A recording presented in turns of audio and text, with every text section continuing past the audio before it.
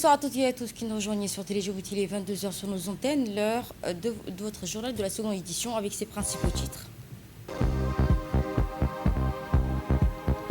Le chef de l'État, son Excellence Ismaël Marguerite, a reçu les lettres de créance de nouvel ambassadeur de la République fédérale de la Somalie accrédité auprès de la République de Djibouti, cérémonie officielle qui s'est tenue au palais de la République.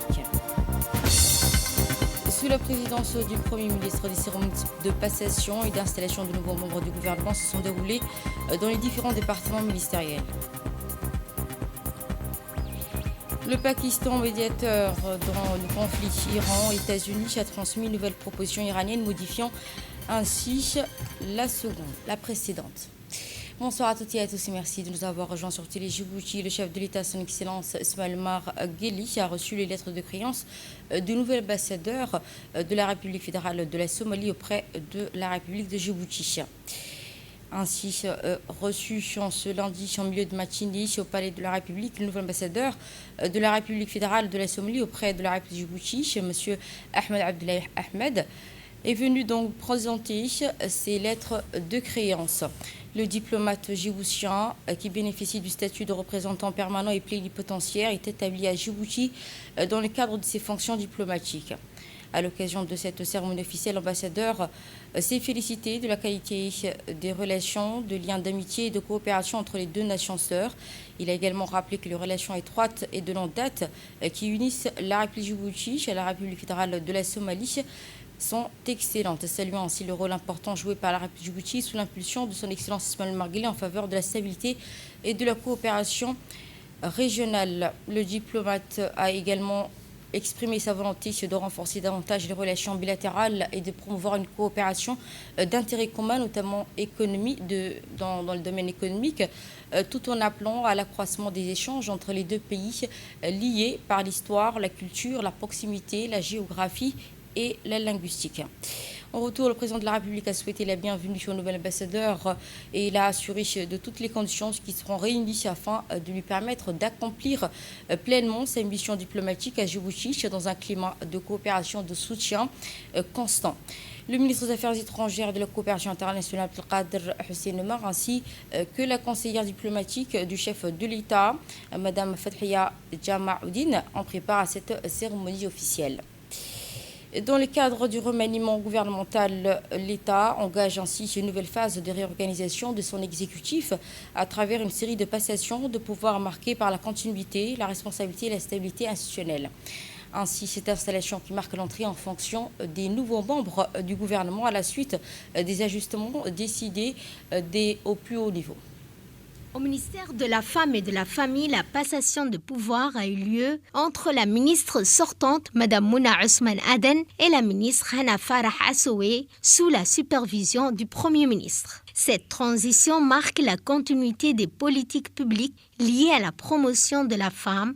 Au ministère de l'Énergie chargé des ressources naturelles, la passation de pouvoir a été effectuée entre M. Younis Ali Guedi et Dr Jama' Mohamed Hassan, toujours sous la conduite du Premier ministre. Ce département stratégique poursuit ses missions dans les domaines de l'énergie, de la valorisation des ressources naturelles. La passation de pouvoir au ministère du Commerce et du Tourisme a réuni le ministre sortant, M. Mohamed Ouarsama Dirié et M. Orbis Halaf Orbis sous la supervision du Premier ministre. Au ministère délégué chargé de la décentralisation, la passation de pouvoir du ministre sortant, M. Qassim Haroun Ali, et le nouveau ministre, M. Omar Hussein Omar, sous la conduite du Premier ministre. Au secrétariat d'État chargé des sports, la passation de pouvoir a eu lieu entre M. Hassan Mohamed Kamil et Mme Fatouma Ali Abdallah, toujours sous la supervision du Premier ministre. Ainsi, les membres du gouvernement ayant changé de portefeuille concernent le cabinet du ministère de l'Intérieur qui a abrité aujourd'hui une cérémonie officielle de passation de service entre le ministre de l'Intérieur sortant, Thierry Hassan, et le nouveau ministre de l'Intérieur, Omar Abdi Saïd. Cette cérémonie qui s'est déroulée sous la présidence du Premier ministre Abdelkader Kamel Mohamed, en présence de plusieurs responsables et membres du ministère. Le cabinet du ministère de la Santé a procédé également à la remise officielle de passation de service entre le ministre de la Santé sortant, Ahmed Abdi, et la nouvelle ministre, Mme Mouna Ousmane Aden. Cérémonie qui s'est déroulée en présence également du ministre du Premier ministre Abdelkader Kamel Mohamed. Cet événement qui s'inscrit dans la continuité de l'action gouvernementale et de la transmission harmonieuse des responsabilités au sein du département de la santé.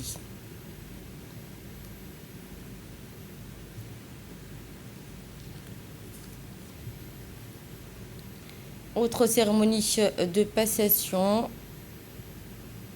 de service entre deux ministres qui a eu lieu également ce matin au sein du ministère de l'Agriculture. Elle marque la passation des responsabilités entre le ministre sortant de l'Agriculture, de l'eau, de l'élevage et des ressources halieutiques, Mohamed Hamawali, et le nouveau ministre, M. Redouane Abdoulaye Bahadon. Cérémonie qui s'est déroulée sous la supervision du Premier ministre Abdelkader Kamel Mohamed et en présence des plus hauts responsables du membres du ministère.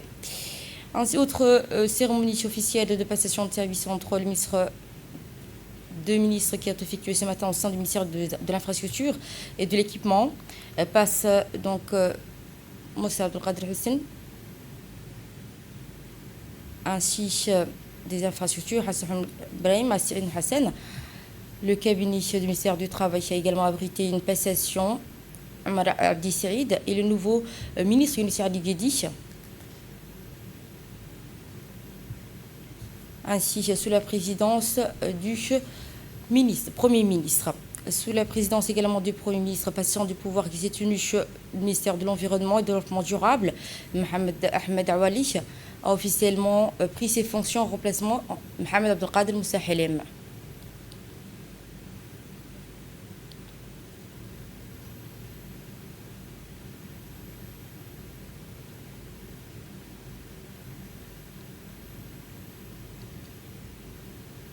Autre cérémonie de passation ainsi qui s'est déroulée ce matin au ministère de la Communication, sous la supervision du Premier ministre Redouane Abdoulaye Bahadon, a cédé ses fonctions à Mohamed Abdelkader Moussa Helem, département qui poursuit ses missions de la continuité de l'action gouvernementale.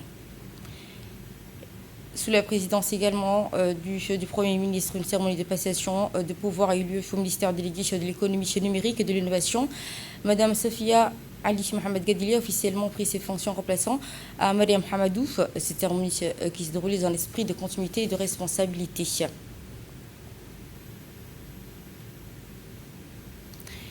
Le ministère délégué chargé des investissements et développement durable également. Une cérémonie de passation de pouvoir s'est tenue ce matin au ministère délégué aux investissements et développement durable. Mariam Mohamed Ali a pris ses fonctions en remplaçant à Madame Safia Ali Mohamed Gadili. Et dans un contexte de renforcement des coopérations parlementaires francophones et du dialogue interafricain, Dakar accueille la 32e Assemblée régionale Afrique de la francophonie dans une participation active de la République Djibouti.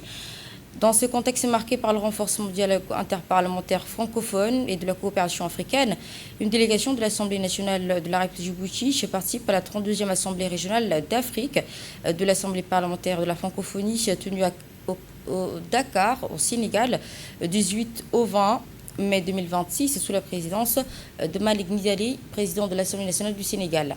La délégation djiboutienne a été conduite par Dilita Mohamed Dilta, président de l'Assemblée nationale, comprenant Omar Abdoulaye Ahmed, ainsi que Obah Abdoulaye Elmi, membre de section APF, l'honorable Abdallah Mohamed Ibrahim, membre de la section APF également, ainsi que M.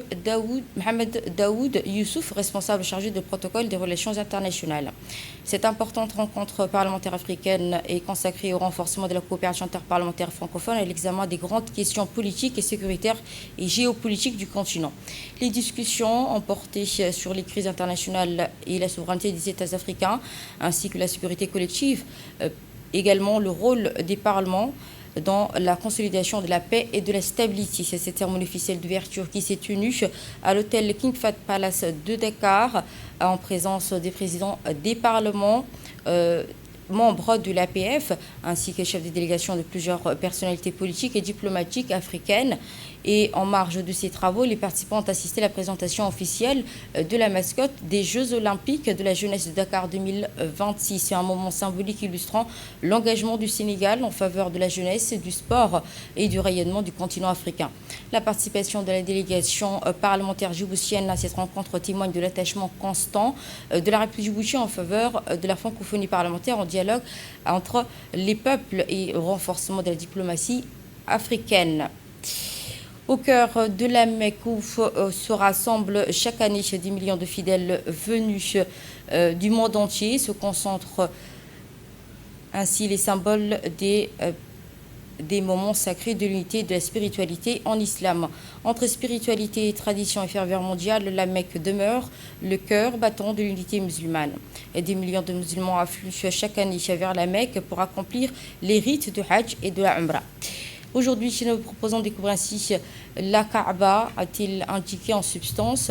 La Kaaba, la Kisha et la pierre noire symbolisent l'unité sacrée de l'islam. Au cœur de la Mecque sacrée de la Mecque se dresse la Kaaba, premier lieu d'adoration consacré à Allah sur ces terres. Chaque année, des millions de musulmans venus des 4 coins du monde s'y rassemblent pour accomplir le Hajj et la Umrah dans un esprit de foi et de recueillement et d'unité. La Kaaba incarne aujourd'hui le symbole même plus fort de l'unité de la communauté musulmane. Sous la tradition islamique, elle aurait été construite par le prophète Ibrahim, ainsi que le fils d'Ismaël, sur ordre d'Allah. Depuis des siècles, elle demeure la Qibla, ainsi la direction vers laquelle les musulmans du monde entier se tournent pour accomplir les prières quotidiennes. Dans une interview accordée à notre correspondant, la Kaaba symbolise l'unicité ainsi de Dieu et de l'unité des musulmans à travers le monde. Chaque année, la Kaaba est recouverte d'une voile noire bordée de versets coraniques en fil d'or et d'argent. Ainsi fabriqué en soie pure, des ateliers spécialisés en Arabie Saoudite, ce tissu sacré témoigne d'un savoir-faire exceptionnel transmis de génération en génération. Le changement annuel de la Kishwa reste ainsi un moment hautement symbolique et spirituel pour les musulmans. Dans une autre intervention, malgré ainsi l'évolution, a-t-il indiqué, la Kaaba est redorée de voile d'or. Selon la tradition islamique, elle aurait été envoyée du paradis et placée dans la Kaaba par le prophète Ibrahim. Durant la tawaf, les pèlerins cherchent donc à le toucher ou à l'embrasser, suivant la tradition du prophète sallallahu alayhi wa sallam. La Kaaba, ainsi le Kishwa et la pierre noire ne sont pas de simples symboles religieux, elle incarne une mémoire vivante de l'islam et rappelle l'attachement profond des musulmans à leur foi. Chaque année, la Mecque réunit des millions de musulmans.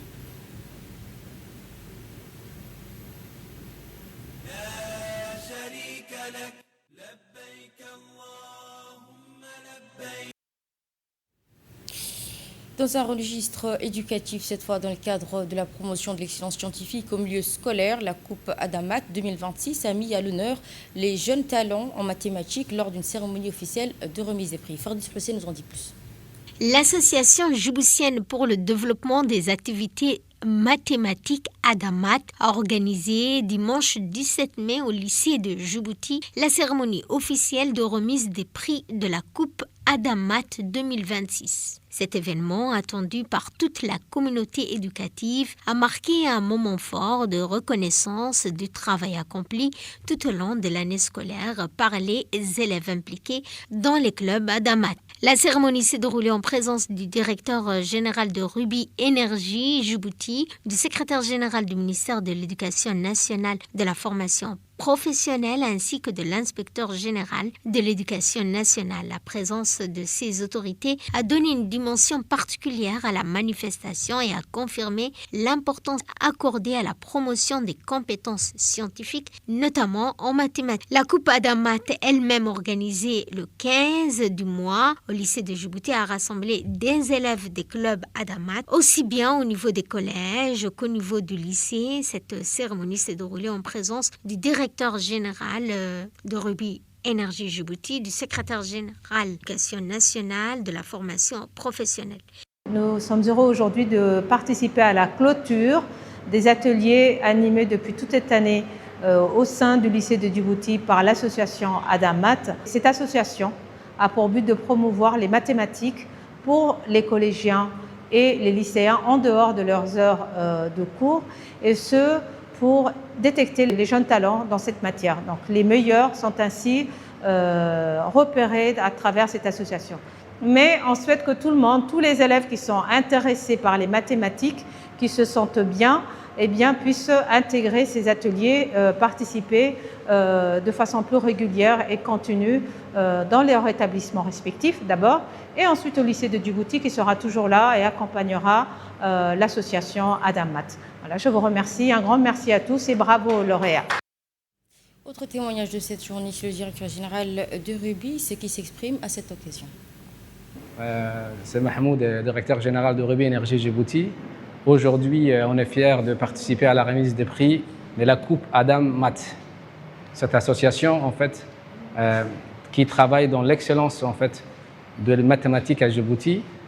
On est, en tant que Ruby Énergie Djibouti, en tant que sponsor de cette coupe cette année en 2026, on est fiers en fait, de remettre le prix aux lauréats. Ce sont des jeunes en fait, qui sont travaillés pendant 8 mois pour arriver à devenir en fait, lauréats. Ruby Énergie Djibouti est aujourd'hui connu à Djibouti pour sponsoriser l'éducation, car on pense que c'est un investissement essentiel pour la société et nous sommes fiers d'y être là. Depuis 10 ans, Ruby Énergie continue à investir dans cette action éducative. Nous avons notamment créé des coins de lecture, des bibliothèques dans toutes les régions et nous continuons à financer l'ensemble en fait, des associations qui travaillent aujourd'hui dans ce domaine.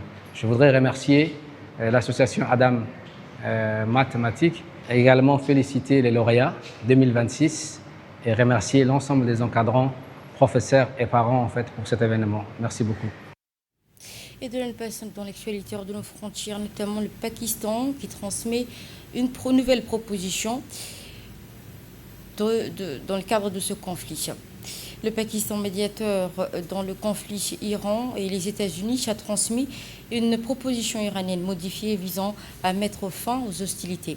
Ce plan intervient dans le cadre des efforts diplomatiques en cours pour parvenir à un accord de cessez-le-feu durable entre les parties. Et Moyen-Orient, cette fois-ci, c'est dans un contexte de forte tension. Deuxième journée des pourparlers entre Israël et Liban. Ferdous Hussein nous en dit plus.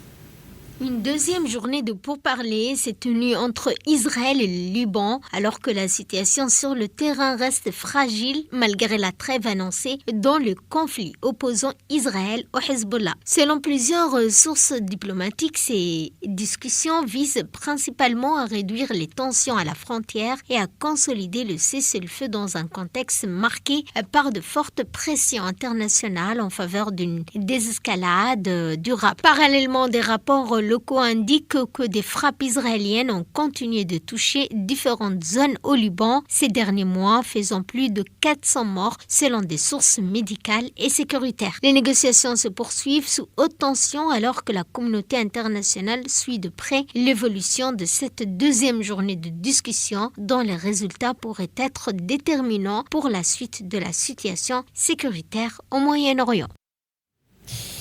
3 Palestiniens tués dans des frappes israéliennes visant une cuisine solidaire au centre de Gaza. 3 Palestiniens ont trouvé la mort dans les cuisines solidaires frappées par des missiles iraniens. D'après des sources médicales, le site visé servait à la préparation et à la distribution de repas destinés aux déplacés et aux familles touchées par la guerre. Plusieurs civils auraient également été blessés lors de cette attaque. Des témoins indiquent également que l'explosion s'est produite alors que les travailleurs humanitaires et habitants se trouvaient sur place. Les secours ont rapidement intervenu pour évacuer les blessés vers les hôpitaux voisins. Cette frappe intervient dans un contexte de poursuite des opérations militaires israéliennes dans l'enclave palestinienne, où des infrastructures civiles et humanitaires sont régulièrement touchées selon plusieurs sources locales. Aucune réaction immédiate des autorités israéliennes n'avait été enregistrée à un moment de la diffusion de l'information. Sur le terrain, la situation humanitaire continue de se détériorer alors que de nombreuses familles dépendent désormais des cuisines solidaires ainsi pour leur survie. Et c'est sur cette information que nous refermons ce journal. Merci à toutes et à tous de nous suivre depuis Télé Djibouti. C'était le journal de l'information.